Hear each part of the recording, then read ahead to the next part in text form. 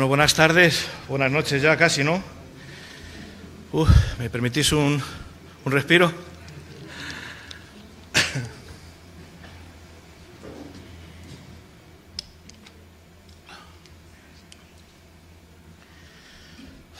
Bueno, la verdad es que es un gran privilegio poder estar aquí otra vez con todos ustedes. No me acuerdo de casi ninguno. No sé si sois los mismos o sois nuevos, pero bueno, lo importante es que estáis aquí y podemos pasar un tiempo juntos, alabando al Señor, adorando al Señor, participando de la reunión y poder escuchar su palabra. Me gustaría orar por ella y si me queréis acompañar, por favor. Señor, gracias te doy, Dios mío, por ser como eres, Señor. Gracias porque desde que contamos contigo, Dios mío, la cosa va mucho mejor, Señor.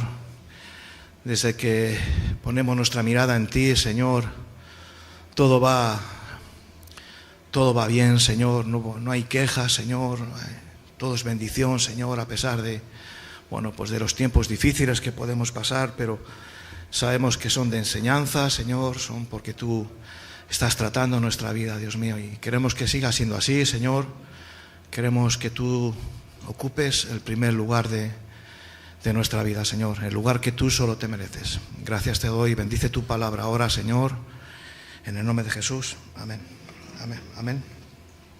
Bueno, yo vengo de los Países Bajos y llegué el lunes.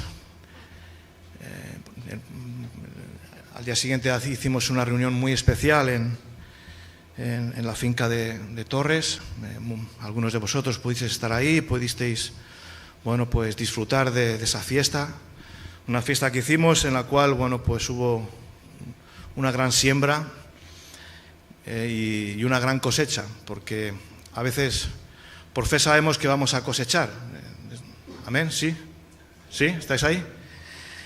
Entonces, la verdad es que fue una bendición. Pudimos escuchar a los hermanos, pudimos escuchar al pastor Miguel, al pastor José Jesús, a los pastores de diferentes zonas. Alabamos al Señor con fuego, alabamos al Señor con entusiasmo, adoramos a Dios, oramos los unos por los otros. La verdad es que fue un tiempo muy intenso, ¿no? Muy intenso, en el cual apenas tenías tiempo para relajarte, ¿eh? Todo lo contrario, querías estar en la presencia del Señor, querías gozarte, querías, de alguna manera expresar nuestra gratitud a Dios, ¿no? Yo siempre digo que cuando cantamos alabanzas es una manera de expresar nuestra gratitud al Señor. Lo que ha hecho Dios en nuestra vida, lo que florece de dentro de nosotros es alabanza, ¿no? Y así lo manifestamos. Pero yo lo que quiero compartiros una palabra breve, por eso me gustaría que estuvieras un poco atento, ¿no? Y yo sé que Dios es un Dios de orden y es un Dios celoso. Él lo que quiere de nosotros es nuestro corazón y no parte de Él, sino todo nuestro corazón. Que sea Él el que dirija nuestra vida, que sea Él nuestro Señor, ¿no? Ese es el deseo de Dios. Mi deseo es que sea así, aunque a veces, por mis debilidades, por diferentes circunstancias, no dejo que Dios siempre tenga ese señorío sobre mi vida, ¿no? Que tenga, que esté en el trono de mi corazón, ¿no? Y que sea Él el que haga y el que deshaga. Yo quiero leer con ustedes en Mateo 22.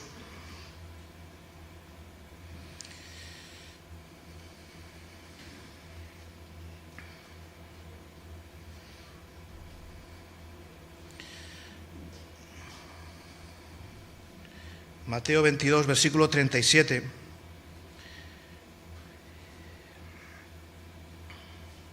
Dice así: Jesús le dijo: amarás al Señor tu Dios con todo tu corazón y con toda tu alma y con toda tu mente. Este es el primer grande mandamiento. Y el segundo es semejante: amarás a tu prójimo como a ti mismo, ¿no? Y yo cuando yo leía esta tarde este versículo, o estos dos versículos, y yo veo aquí como Dios establece un orden, ¿no? Dice que amarás al Señor tu Dios con todo tu corazón, con toda tu alma y con toda tu mente. Ese es el primer gran mandamiento. Dios por encima de todo debe de estar Él. Amén. Dios tiene que ser el primero. Yo veo que Dios establece un orden, ¿no? Y es como tiene que ser. Yo no sé lo que es en tu vida, cuál es la prioridad, pero nuestra prioridad debería de ser el Señor. Dios, amarás a tu Dios con todo tu corazón, con toda tu mente, con todas tus fuerzas. Dice, y el segundo gran mandamiento, dice, es semejante al primero. Dice que amarás a tu prójimo, ¿no? Amarás a tu prójimo como a ti mismo. Y aquí establece como Dios establece primero Dios, después el prójimo y después uno mismo. Yo creo y estoy convencido de que el orden es primero Dios, luego el prójimo y después uno mismo. Yo creo que debería ser así. Dios sobre todas las cosas. Dios tiene que ser lo principal en nuestra vida. Luego el prójimo, porque yo comparto en la iglesia de allí de donde vengo, cómo servimos a Dios, ¿no? Yo creo que Dios no tiene necesidad de nada. Yo les hago algunas cuestiones. ¿Qué hacemos? ¿Le servimos el desayuno a Dios? Dios no necesita nada. Dios no nos necesita a nosotros. Somos nosotros los que necesitamos de Él. Pero yo creo que la manera correcta de servir a Dios es sirviendo al prójimo. Nosotros demostramos el amor de Dios a través de nuestras obras, de nuestra fe y nuestra fe de nuestras obras, ¿no? Entonces, la mejor manera de servir a Dios es sirviendo a los demás. En el ministerio en el que estamos, algunos de nosotros, es lo que practicamos. Nosotros, veis el lema de por amor a Dios y al prójimo, ¿no? No por amor a uno mismo, no por amor a... No, por amor a Dios, primero a Dios, por amor a Dios y luego por amor al prójimo. Cuando establecemos este orden de prioridades en nuestra vida, la cosa va bien y la cosa va a ir bien y tu vida va a ser prosperada y tu vida va a ser, bendecida en todos los sentidos, en todos los sentidos. Cuando invertimos el orden, cuando ponemos a lo mejor... Porque el hombre es así, el hombre es egoísta. El hombre que no conoce a Dios es una persona egoísta, egocéntrica, y solamente se mira para sí mismo. Primero para mí, y estando yo bien, no mira para los lados. Y es la realidad, en el mundo es así. En el mundo cada uno mira por lo suyo propio. Y el amor de Dios no busca lo suyo, sino que busca no solamente el estar uno bien, sino que estén los demás bien. Es este ministerio por el cual ya lleva tantos años funcionando, es porque damos nuestra vida a los demás. Y ese es el motivo principal, ¿no? Dios nos mueve a hacer eso. Aparte que nos los demanda en su palabra, pero Dios nos mueve a hacer eso. Y ya no solamente que Él nos los demande, sino que fluye de nosotros, que sale de nosotros, que ha sido inseminado en nuestro corazón el deseo de ayudar a los demás, el deseo de dar a conocer lo que nosotros hemos conocido. Y a medida que vamos desarrollando nuestra vida cristiana, nos damos cuenta de que es muy serio esto, ¿no? Que no es... la vida se pasa muy rápido. Yo les digo a algunas mujeres que ya son mayores y les digo, ¿cómo ha pasado? Hay una mujer que se llama Graciela, que es una bendita, y le digo, ¿qué, Graciela? ¿Cómo ha pasado la vida? Y dice, la vida ha pasado rápido. Yo ya tengo una edad y también puedo decir que, digo, ¿cómo ha pasado el tiempo, no? Ha pasado rápido. Y seguramente que ustedes, pues los que ya estáis entrando en una edad avanzada, os paráis a pensar y decir, pues es que la vida ha pasado rápido y a veces ni te das ni cuenta, ¿no? Y eso nos hace pensar de que hay que aprovechar el tiempo, porque esto es un tiempo, es un peregrinaje que estamos por aquí, y luego después hay una eternidad que tenemos que alcanzar, ¿no? Y Dios nos lo ha mostrado a nosotros y Dios nos ha dado la salvación. Y nuestro deseo es mostrar a otros la misma salvación, que lo que nosotros hemos recibido de gracia, poderlo dar de gracia. Hay un ejemplo que quiero leer sobre el pueblo de Judá. Y viene en Ageo, ¿no? Y es un pueblo en el cual, miraba por lo suyo. Miraba por lo suyo y el profeta pues vino y le exhortó, ¿no? Exhortó al pueblo y les presentó en palabras por boca del profeta pues el problema que estaban teniendo y el porqué del problema, ¿no? Vamos a ir al libro de Ageo, si queréis acompañarme.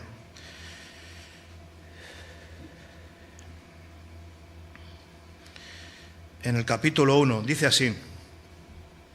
Dice: en el año segundo del rey Darío, en el mes sexto, en el primer día del mes, vino palabra de Yahvé por medio del profeta Ageo a Zorobabel, hijo de Salatiel, gobernador de Judá, y a Josué, hijo de Josadac, sumo sacerdote, diciendo: así ha hablado Yahvé de los ejércitos, diciendo: este pueblo dice, no ha llegado aún el tiempo de que la casa de Yahvé sea reedificada. Entonces vino palabra de Yahvé por medio del profeta Ageo, diciendo: ¿es para vosotros tiempo, para vosotros de habitar en vuestras casas artesonadas, y esta casa está desierta?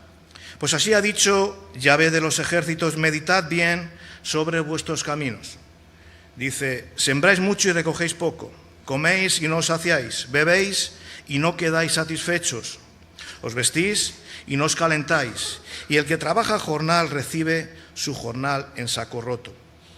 Así ha dicho Yahvé de los ejércitos: meditad sobre vuestros caminos, subid al monte y traed madera, y reedificad la casa, y pondré en ella mi voluntad, y seré glorificado. Así ha dicho Yahvé. Buscáis mucho y halláis poco, y encerráis en casa, y yo lo disiparé de un soplo. ¿Por qué? Dice Yahvé de los ejércitos: por cuanto mi casa está desierta, y cada uno de vosotros corre a su propia casa. El pueblo de Judá había confundido, o se había desviado y había cambiado el orden. Ya no tenían a Dios en primer lugar. Para ellos ya no estaba Dios en primer lugar, sino pues en el segundo o en el tercero, da igual. Es que Dios solamente puede estar en el primer lugar de nuestra vida, no puede estar en otro. Dice: bueno, pero es que el segundo también es un buen lugar, ¿no? En una carrera el que llega al primero, bueno, pues es the winner, ¿no? Pero el que llega al segundo tampoco es un mal resultado, el que llega al tercero. Pero Dios no es así. A Dios no podemos reemplazarlo a otro lugar. Solamente Dios puede estar en el primer lugar, o en el primer lugar o en ninguno. Y es así, porque Dios se lo merece, porque Él Dios es merecedor de sentarse en el trono de nuestra vida. Y es así. Pero este pueblo había cambiado, habían cambiado el orden. Empezaron a ser egoístas y a buscar lo suyo, y a edificar sus propias casas y mirar a mirarse a ellos mismos, ¿no? Y decían: no, porque el hombre siempre tiene a justificarse. No es el tiempo. No es el tiempo, no, todavía no es el tiempo de edificar la casa de Dios. No es el tiempo, no. Y no es el tiempo, pero sí es el tiempo de edificarnos, de dedicarnos a lo nuestro, ¿no? Yo creo que cuando el Señor habla de buscar primeramente el reino de Dios y su justicia, es porque lo dice, porque primero tenemos que buscar el reino de Dios, primero tenemos que buscar al Rey. Y todo lo demás será añadido. Todo lo demás, lo que necesitamos, pues Dios nos lo va a dar. Eso, yo estoy convencido de ello. No sé si tu fe te alcanza a creer esta verdad. Yo sé que si yo pongo a Dios en el primer lugar de mi vida, si dedico tiempo a buscarle, le dedico tiempo a leer su palabra, si le dedico tiempo a la oración, pues Dios se va a ocupar, que claro que luego voy a tener que ocuparme de mis cosas, de mis responsabilidades, de mi familia, de las cosas, pues claro que sí, pero Dios te va a dar la gracia y Dios te va a dar el sustento, sin dejar de esforzarte, claro, pero Dios te lo va a dar. Y el pueblo de Judá no cambió el orden, y el profeta vino y le dijo, sí, le dijo lo que porque les estaba pasando, tenían un problema. El problema es que tenían una sequía. Había venido una sequía grande. Y por aquellos tiempos, si el agua faltaba, se acababa todo. O sea, dependían tanto del agua, porque eran personas que eran ganaderos, eran agricultores, y si falta el agua, pues no se pueden regar los campos se secan, no hay cosecha. Si falta el agua, al no haber cosecha no hay alimentos, el ganado no puede beber, no puede comer, y al final, a la larga, todo muere. Incluso hasta uno mismo puede llegar a morir. Entonces el pueblo estaba así, le decía el profeta, sembráis mucho y recogéis poco, estáis esforzando mucho y no os dais cuenta de que habéis cambiado el orden, os habéis vuelto egoístas y solamente os preocupáis por vosotros mismos y no os preocupáis por las cosas de Dios. Y vuelvo a repetir, las cosas de Dios, Dios no necesita nada, no tiene ninguna necesidad, pero Dios quiere utilizarte a ti, a mí, porque Dios nos ama, y Dios ama al hombre de una manera muy especial, y Dios quiere que todos procedan al arrepentimiento. Dios quiere que todos le puedan conocer a Él. Entonces Él se vale del hombre, de hombres y mujeres, para darse a conocer. Así es el plan de Dios y así es como actúa Dios. ¿Podría hacerlo de otra manera? Pues sí, pero Dios lo hace así. ¿Y quién somos nosotros para cuestionar? Y gloria a Dios por ello, que podemos ser utilizados por Dios. Amén. Dice en el 10, por eso se detuvo de los cielos sobre vosotros la lluvia, y la tierra detuvo sus frutos. Por eso, porque cambiaron el orden, y en vez de poner a Dios en el primer lugar y dedicarse primero a las cosas de Dios, a buscar el reino de Dios, se pusieron a buscar lo suyo y a hacer lo suyo. Dejaron a Dios a un lado y se pusieron a hacer lo suyo. Tristemente, pues Dios, afortunadamente, que Dios manda al profeta y les revela el problema. Mira, les está diciendo para que ellos vean, mira, sembráis mucho, recogéis poco, coméis y no os saciáis, estáis trabajando y el jornal que tenéis cae en saco roto. ¿Y por qué tenéis esa sequía? ¿Por qué ha venido esta sequía a vosotros? Claro, entonces ellos meditaron y encontraron la respuesta, ¿no? Como dice en el 11, dice, y llamé la sequía sobre esta tierra y sobre los montes, sobre el trigo, sobre el vino, sobre el aceite, sobre todo lo que la tierra produce, sobre los hombres y sobre las bestias y sobre todo trabajo de manos. Vino la sequía, afectó a todo y a todos. A todo y a todos. Era un desastre, ¿no? Y esto ocurre en nuestra vida cuando cambiamos el orden. Nuestra vida se seca. Ya no hay fruto. Ya no hay motivación. Ya no hay entusiasmo. Ya no hay ganas. Y empezamos sí. Yo no quiero que mi vida se seque. Yo quiero que mi vida florezca y que sea como árbol plantado junto a las corrientes Yo quiero que mi vida dé fruto, ¿no? Y que pueda, bueno, pues que pueda ser de bendición para muchos. De eso se trata, ¿no? Dios quiere, Dios desea. El deseo de Dios es dar y dar y dar. El corazón de Dios es dar.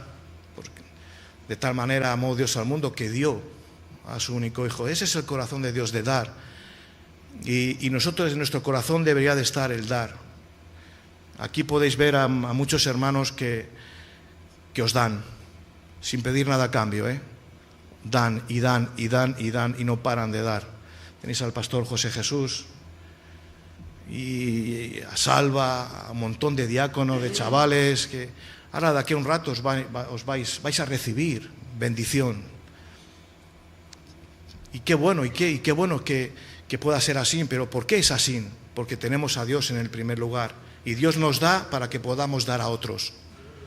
Porque sobre todo está el Señor. Sobre todo está el Señor. Y si eso cambiara alguna vez, vendría sequía.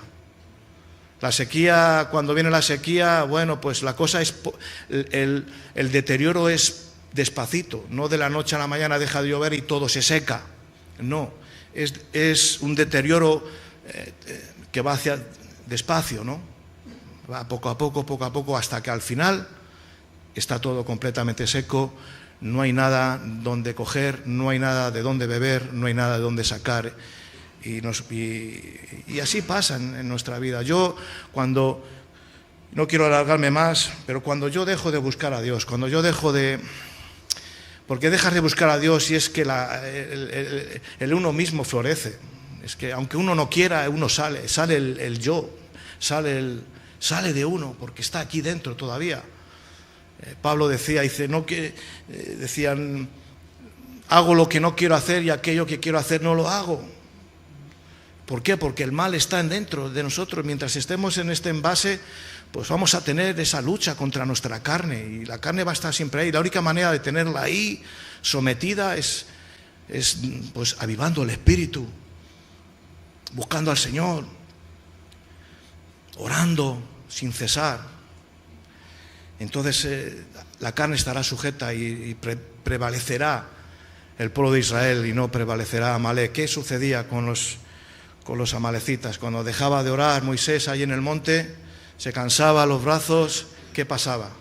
Que el pueblo de Amalek prevalecía sobre el pueblo de Israel, ¿no? Yo una vez me hice una pregunta, ¿qué hubiera pasado si Moisés hubiera dejado de orar? ¿Hubiera caído derrotado Josué?